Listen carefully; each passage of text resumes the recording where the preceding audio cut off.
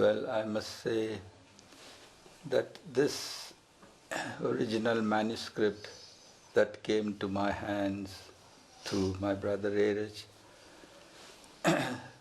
was in a very sort of unedited and raw text that was so difficult to decipher and so difficult of comprehension.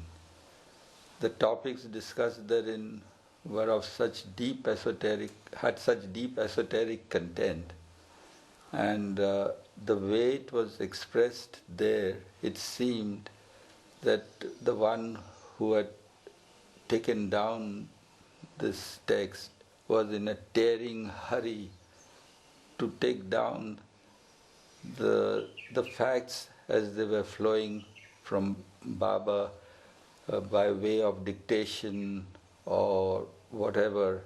It's because nothing is known how these manuscripts came into existence. There is no beginning, there is no end. It suddenly begins, ends abruptly. There was no spacing of the time when they were written. We don't even know who the scribe was who wrote these.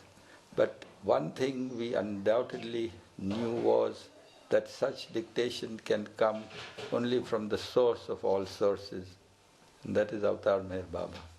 What is this manuscript, Infnite Intelligence, about? Before delving into the content of the manuscript, the format of the original manuscript should be stated. The entire manuscript is written in two common notebooks.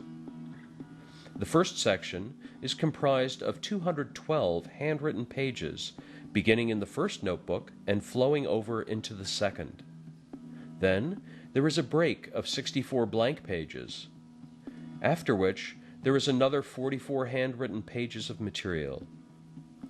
The text is written mostly in English, with sections in Gujarati, as well as Urdu and Persian.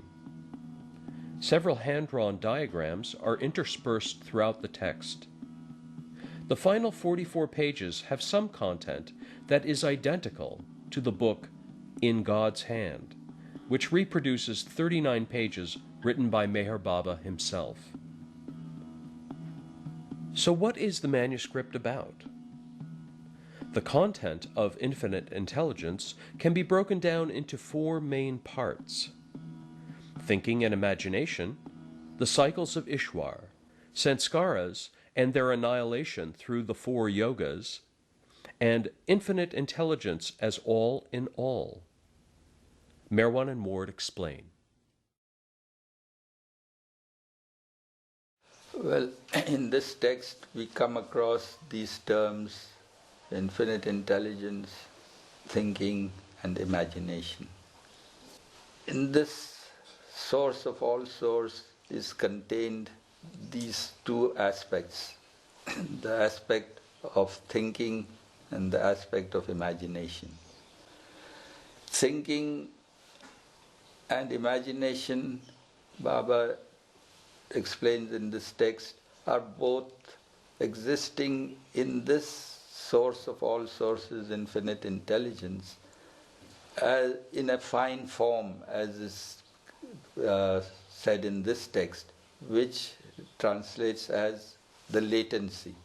Everything else was latent within this infinite intelligence. And this thinking is, Baba describes the infinite thought power of infinite intelligence itself.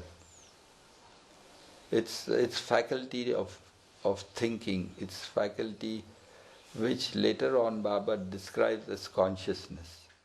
So thinking is this infinite thought power which is there latent within it. Now, if there is this infinite thought power pervading the infinite intelligence, then can there be room for anything else to exist? So Baba says, yes, something else does exist, and that is the imagination. But it can't exist as such, so it can only exist as as non-existent imagination. But it still nevertheless exists there. It is there, contained in that.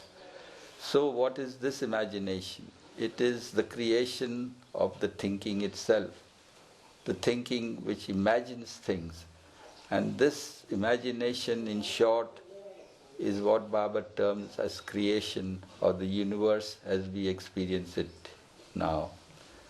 And Baba points out that imagination has its source within the infinite intelligence as the most finite nothing, so that the whole universe came out of a point, of a most finite point of nothingness, through the most finite point which Baba calls the Om point, and manifested into this so-called infinite universe or creation, which is nothing but an absolute imagination, absolute nothingness. And so we have this infinite thinking and this infinite imagination coming out in reverse roles. The infinite thinking becomes the most finite thinking to imagine its own infinite imagination, and slowly gathers momentum and expands to ultimately become the infinite thinking which realizes and experiences its own infinite imagination infinitely. And thereafter, of course, as I said, this imagination needs to be destroyed, needs to be got rid of, so that the thinking stops focusing on its imagination and thinks itself. And that is the inward journey, where Baba describes it very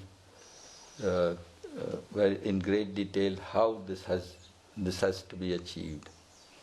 And so we have these two words occurring recurrently in the text of thinking and imagination.